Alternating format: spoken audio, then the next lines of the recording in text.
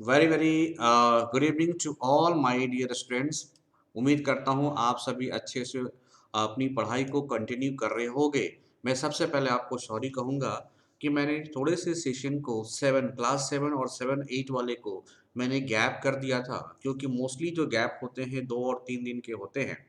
और जिस तरह से एग्जामिनेशन के मोमेंट चल रहे हैं, ऐसे में हमारी आपको ज़रूरत है, मैं इसको भली भांति समझता हूँ। बट कुछ ऐसे निजी वर्क होते हैं जिनमें आदमी व्यस्त हो जाता है।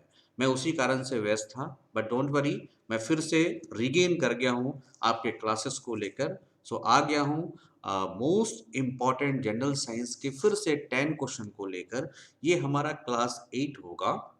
इसमें वैसे क्वेश्चनों को कंपाइल करके लाया हूँ जिससे आपके एग्जामिनेशन में आने की पॉसिबिलिटीज बहुत ज़्यादा है।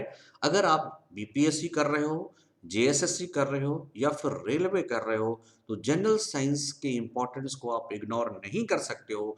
मिनिमम आप करोगे तो 20 मार्क्स तो आपको मिलेंगे ही मिलेंगे। और इवन बीपीएससी में तो 30+ है, जेएसएससी में 20 है, बट बीपीएससी में 30+ तक क्वेश्चन आते हैं साइंस और साइंस टेक के। तो मैं इसी सेशन को कंटिन्यू कर रहा हूँ। एमिनेंट ट्यूटोरियल को आप सब्सक्राइब कर लीजिए डियर। अगर आप बीपीएससी एंड जीएसएससी की प्रिपरेशन कर रहे हो, प्लस 30 मार्क्स तक 67 बीपीएससी में लाने की बूता अगर रखते हो और चाहते हो, हमारे सेशन को देखें डियर। अभी आपके पास समय है, मैं फटाफट फटाफट साइंस के क्वेश्चनों को आपको दूंगा। और वेरी सुन हम लोग इकोनॉमिक्स क्लासेस भी शुरू करेंगे। फॉर डैट आपको सब्सक्राइब करना चाहिए हमारा चैनल। मैं अपने बारे में बता दूं, myself Ajit Mehta sir, बहुत लोग जानते हैं। Many of the persons know me very well. I have the experience with the economics, science, environmental science and geography, same way with the current affairs. अगर आप मेरी क्वालिफिकेशन की बात करोगे तो वेल क्वालिफाइड आपको कंटेंट मिलेगा। BSc chemistry, MA economics, 7 year of teaching experience है हमारा। Different IAS academy, all progress academy, और प्रेजेंटली मैं अन अकेडमी में प्लस एजुकेटर के रूप में क्लासेस ले रहा हूँ डियर। आइए एक मोटिवेशनल अप्रोच के साथ मैं आपके साथ जुड़ रहा हूँ। That is a negative mind will never give U A positive life. तो जीवन में कभी भी अपने माइंड को नेगेटिव नहीं होने देना। यह आपके जीवन में पॉजिटिव लाइफ नहीं दे सकता है। सेम में डियर, वैसे मित्रों से दूर रहना जिनकी मानसिकताएं नकारात्मक हो चुकी है, वो कभी भी आपको घनात्मक नहीं होने देगा और आपके लिए वह टॉक्सिसिटी का काम करेगा। तो ये अजीत मेहता सर की रिक्वेस्ट है आपसे, don't be negative mind, always be the positive life. Okay, thank you. आइए सेशन की शुरुआत करते हैं। ये पहला क्वेश्चन आपके स्क्रीन पे है और काफी इंपॉर्टेंट क्वेश्चनों के रूप में इसे देखा जाता है। ओके डियर, आपको बताना है विच of the following bacteria forms an endosymbiotic nitrogen fixing association with root of legumes that help in nitrogen fixation। आपको बताने हैं निम्नलिखित में से कौन सा बैक्टीरिया फलियों की जड़ों के साथ एक एंडोसिम्बायोटिक नाइट्रोजन फिक्सिंग एसोसिएशन बनाता है, जो नाइट्रोजन स्थिरीकरण में मदद करता है। ये आपको देखने हैं डियर। ओके, आपको आंसर करने हैं क्लोस्ट्रिडियम, राइजोबियम, सैल्मोना और स्टेप्टोफाइलोकोकस। ये सारे के सारे बैक्टीरियाज के नाम हैं और आपको बताने हैं कि कौन सा नाइट्रोजन फिक्सेशन में मदद करता है डियर। आपको पता होगा नाइट्रोजन फिक्सेशन क्या है डियर। पहले मैं आंसर करता हूं, फिर मैं आपके सवालों का जवाब देता हूं। तो आंसर इज राइजोबियम। देखिए डियर, जो नाइट्रोजन फिक्सेशन आपको होते हैं, वो जो नाइट्रोजन फिक्सेशन आप अगर आप देख पाते हो, तो नाइट्रोजन फिक्सेशन का क्या है कि जो एटमॉस्फेयर, आपको पता है एटमॉस्फेयर में जो आपके इनर्ट इनएक्टिव नाइट्रोजन होते हैं, उस नाइट्रोजन को एक्टिव नाइट्रोजन में बदलना, यही बेसिकली क्या कहलाता है, नाइट्रोजन फिक्सेशन कहलाता है। अब नाइट्रोजन फिक्सेशन की बात करोगे तो ये आपको N2 से किस में बदलता है, तो अमोनिया में बदलता है, या फिर नाइट्रेट में बदल जाता है, नाइट्रेट में चेंज हो जाता है, या फिर नाइट्राइट्स की बात करता है ये।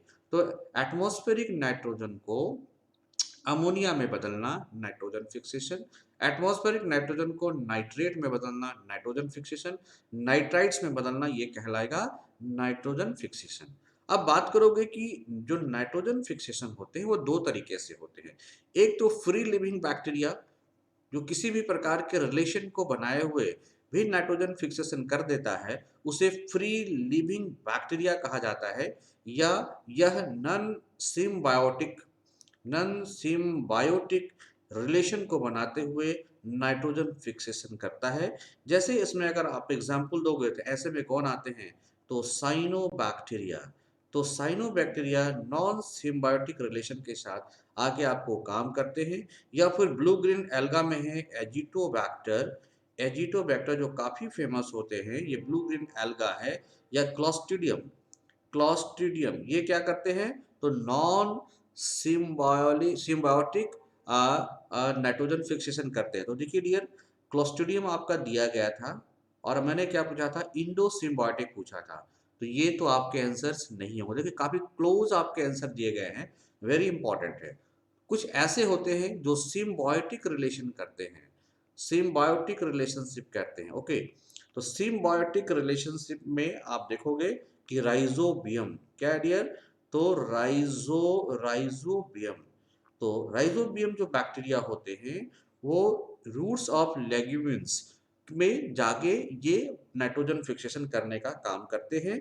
या फिर एजोस्पिरिलम, एजोस्पिरिलियम जो पौधे होते हैं उनमें जाके ये नाइट्रोजन फिक्सेशन कर लेते हैं।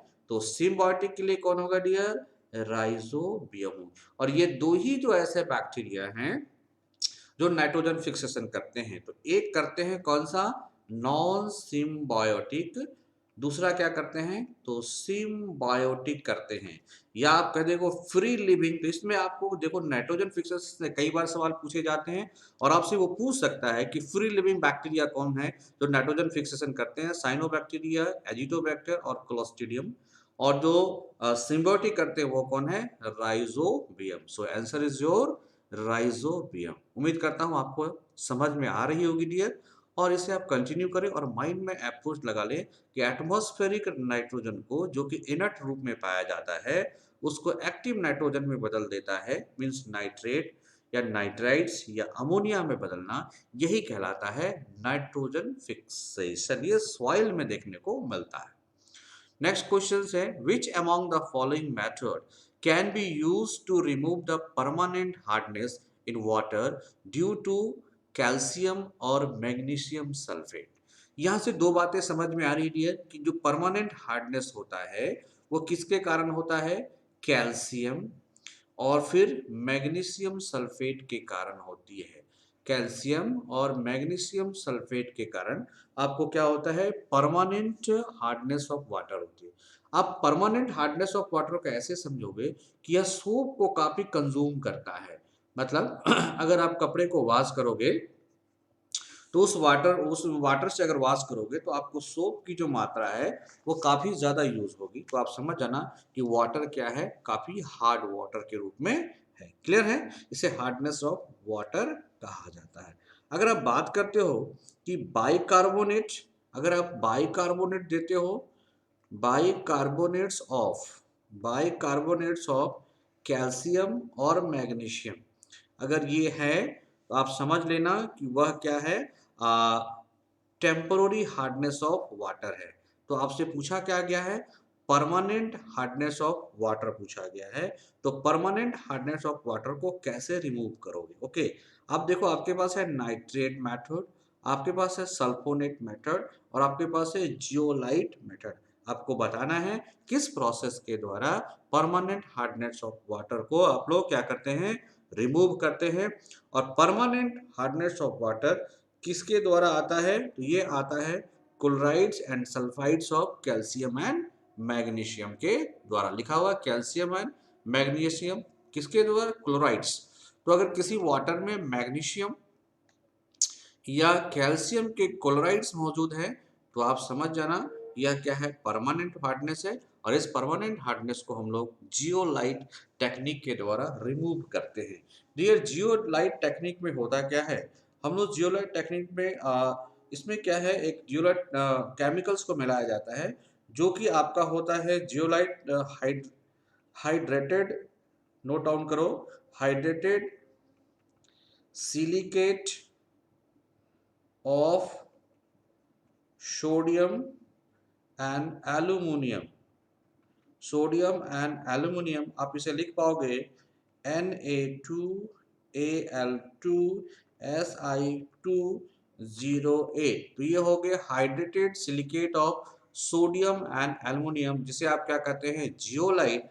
और इसके द्वारा परमानेंट हार्डनेस ऑफ वाटर को मूव किया जाता है, जिसमें सोडियम NaZ या फिर मैग्नीशियम के NaZ और जेड फॉर जियोलाइट, इसको डाल दोगे तो ये अपने आप में रिमूव हो जाता है और पानी जो है शुद्ध हो जाता है और सोप की जो कंजम्पशन है वो कम हो जाती है। Next question, which of the following is anti-knocking compounds that has been phased out in many countries so far? आपको बताने हैं कौन सा ऐसा एंटी नॉकिंग कंपाउंड्स है जो कि पूरी दुनिया से अभी हटा लिया गया है। हो सकता है वह पर्यावरण की वजह से हो, और मोस्टली एग्जैक्टली यही है डियर कि पर्यावरण या फिर हमारे बॉडी में इनकी प्रॉब्लम को देखते हुए इसे हटा लिया गया है। अब सवाल है एंटी नॉकिंग होता क्या है।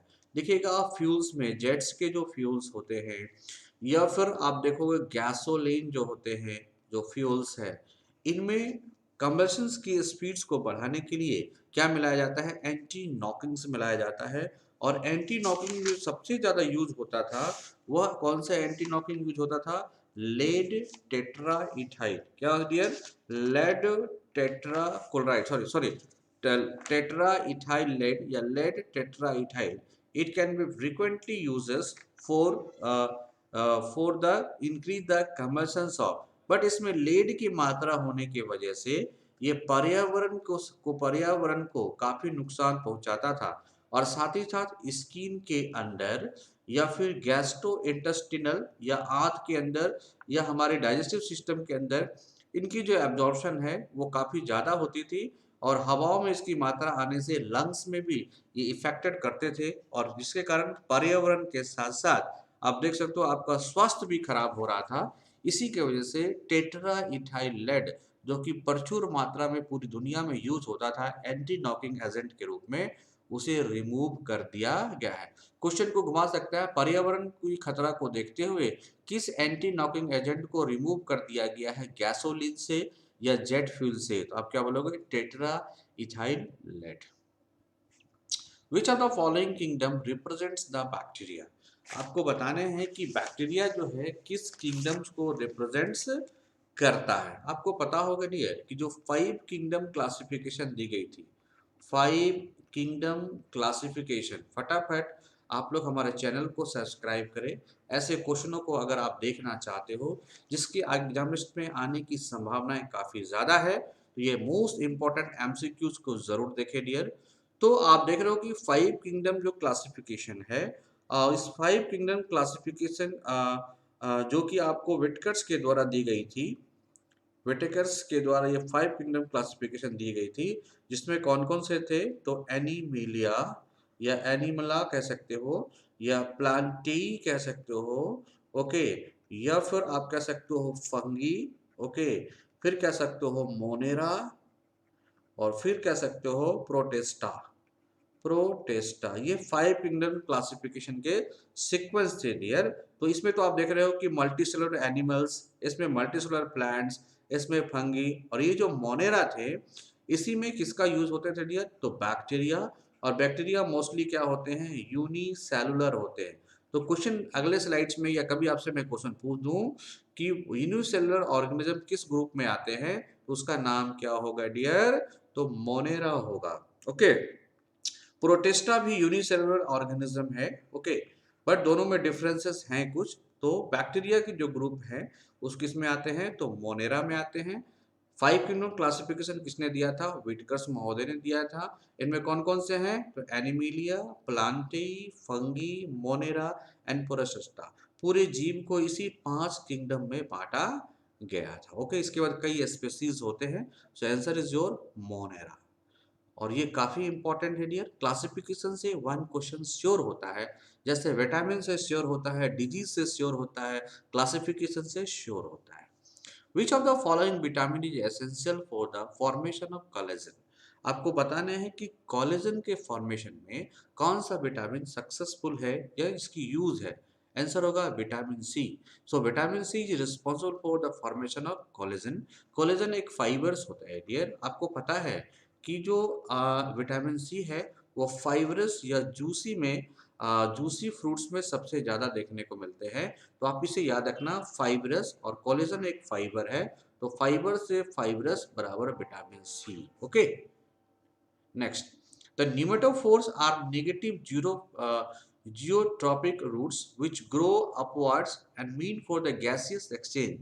These are a characteristics of, आपको बताना है कि कुछ निमेटोफोर के प्लांट्स होते हैं जो गैसियस एक्सचेंज के लिए अपने रूट्स को ऊपर की ओर ले जाते हैं या ऊपर आते हैं अपने गैसियस एक्सचेंज के लिए, ताकि उनके यहाँ फोटोसिंथेसिस हो सके। तो वैसे प्लांट्स को हम लोग कहते हैं हेलोफाइट्स। मोस्टली जो हेलोफाइट्स होते हैं वो सॉल्टी इन्वायरमेंट में, ये सॉल्टी इन्वायरमेंट में डेवलप होते हैं। तो ऐसे प्लांट जो हाई सैलिनिटी या सॉल्टी सॉइल में ग्रो करते हैं उनका नाम क्या है, हेलोफाइट होता है dear, right.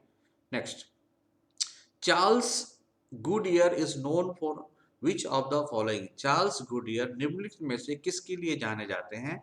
Experimental on rubber plants, vulcanization of rubber, invention of radial tyres और इन्वेंशन ऑफ आर्टिफिशियल रबर। तो आंसर होगा डियर वल्केनाइजेशन ऑफ रबर।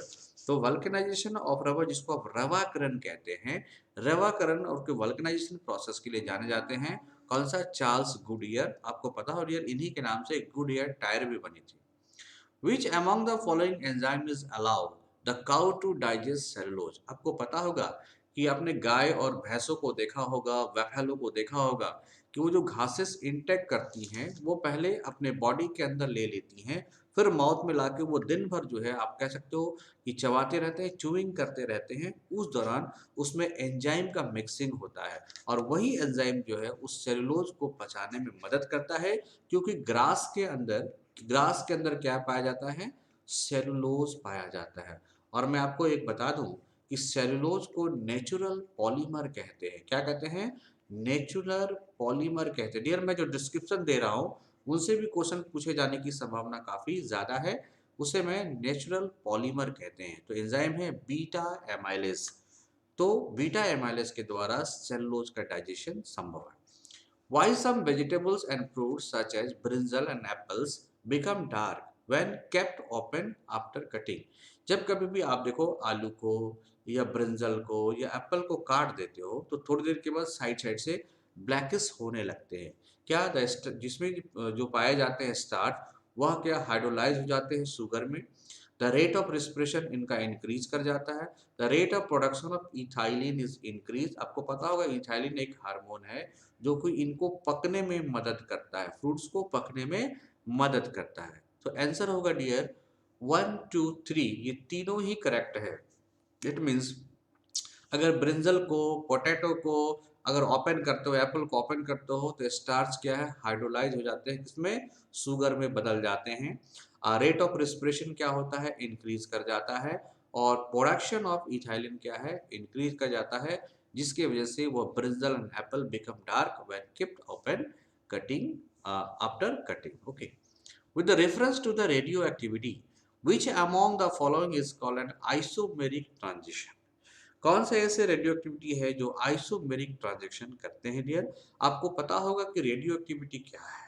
या जब कभी भी किसी भी एटम के न्यूक्लियस से बम्बार्डिंग होती है और ये हायर मॉलिक्यूल वाले होते हैं, तो अल्फा बीटा और गामा, अल्फा बीटा और गामा किरणें निकलती हैं। और इसी आपको देखो नॉन एक्टिव रेडियो एक्टिविटी या हाई एक्टिव रेडियो एक्टिविटी को क्या कहा जाता है? आइसोमेरिक ट्रांजिशन कहा जाता है। और आइसोमेरिक ट्रांजिशन का मतलब होता है जिस अवस्था में वो निकलता है वो डेविएट नहीं होता है, उसे कहा जाता है आइसोमेरिक। तो अल्फा बीटा और गामा, तो गामा ही क्या है डियर? स्ट्रेट लाइन में निकल जाते हैं, इसलिए इनका नाम है आइसोमेरिक। ओके, समयोती संगमरन कहा जाता है। Consider the following statement about the Panama disease which was recently in news. Panama disease जो है कुछ दिनों पहले काफी न्यूज में आया था। इनका संबंध किससे है? It is a destructive soil borne bacterial disease. The disease is observe in banana plants. The disease is confined to tropics. आपको बताने हैं यह डिजीज ट्रॉपिकल रीजन में पाए जाते हैं या फिर बनाना में होते हैं या फिर ये सॉइल बॉर्न बैक्टीरियल डिजीज है। आंसर होगा dear only two means the disease is observe in Panama plant. याद रखिएगा पनामा डिजीज जो है, देखिए पनामा नहर भी है जो सुएज नहर में आपको पाया, सुएज नहर पनामा नहर है। दूसरा आप देखिएगा पनामा जो घोटाला हुआ था, और ये पनामा डिजीज है जो कि बनाना से संबंधित है। उम्मीद करता हूँ कि आपके ये क्वेश्चंस काफ़ी इंपॉर्टेंट रहे होंगे और आपके एग्जामिनेशन में आने की पॉसिबिलिटीज काफ़ी ज़्यादा है ऐसे क्वेश्चनों को। और साथ ही साथ मैं आपको बता दूं कि वेरी सुन मैं अपने इकोनॉमिक्स की क्लासेस को शुरू करने वाला हूं। वो क्लासेस पूरी डिस्क्रिप्शन के साथ आपको दी जाएगी डियर, ताकि आपके एग्जामिनेशनों में काफ़ी मदद करे। इस तरह के क्वेश्चन जो आते हैं उनका मैं फुल डिस्क्रिप्शन आपको दूंगा। तो चूंकि आपकी बीपीएससी एग्जामिनेशन काफ़ी नज़दीक है, इसलिए इकोनॉमिक्स से रिलेटेड जितने भी क्वेश्चंस हैं वो बीपीएससी के कंटेंट में मैं आपको दूंगा, ऑडिटर के कंटेंट में आपको दूंगा, और जेएसएससी के कंटेंट में आपको मैं दूंगा। और इसके बाद डियर मैं फिर से अगर आप बैंकिंग की तैयारी करते हो, इंडियन इकोनॉमिक सर्विस की तैयारी करते हो, इकोनॉमिक्स गेट की तैयारी करते हो, यूजीसी नेट की तैयारी करते हो, कंप्लीट हमारा एक चैनल ही होगा इकोनॉमिक्स ऑनलाइन जिस पे मैं शुरू करूंगा डियर। तो आप एमएनएन ट्यूटोरियल को सब्सक्राइब कर लें। Okay, very soon we are going to start the economic class. Okay, तब तक के लिए आप हमारे चैनल को ज़रूर सब्सक्राइब करें डियर। अगर आप देखना चाहते हो मोबाइल पे तो आप एमएनएन ट्यूटोरियल को सब्सक्राइब करें। अगर आप टैब पे देखना चाहते हो तो एमएनएन ट्यूटोरियल को सब्सक्राइब करें। अगर आप लैपी पे देखना चाहते हो तो एमएनएन ट्यूटोरियल को सब्सक्राइब करें डियर। ओके, आप मेरे को कांटेक्ट कर सकते हो नेशनल इंटरनेशनल करंट अफेयर्स के लिए, या पेड कोर्स के लिए आप कांटेक्ट कर सकते हो, डेट इज 7004043326 पे, या फिर आप मेरे को ईमेल कर सकते हो mntutorial@gmail.com। ओके, तो सब्सक्राइब करें, बेल आइकन को पुट करें, या मेरे को कांटेक्ट करें, शेयर करें फॉर योर कमिंग लेसन। वो हमारा क्लास 9 होगा डियर। तब तक के लिए thank you. Any question you can find me at Ajit Mehta, Instagram eminent tutorial @gmail.com, or Telegram eminent tutorial, or you may contact us. Thank you. We'll meet very soon. The another good 10 questions which are very much important for your coming examination. But you need to be subscribe my channel. Thank you.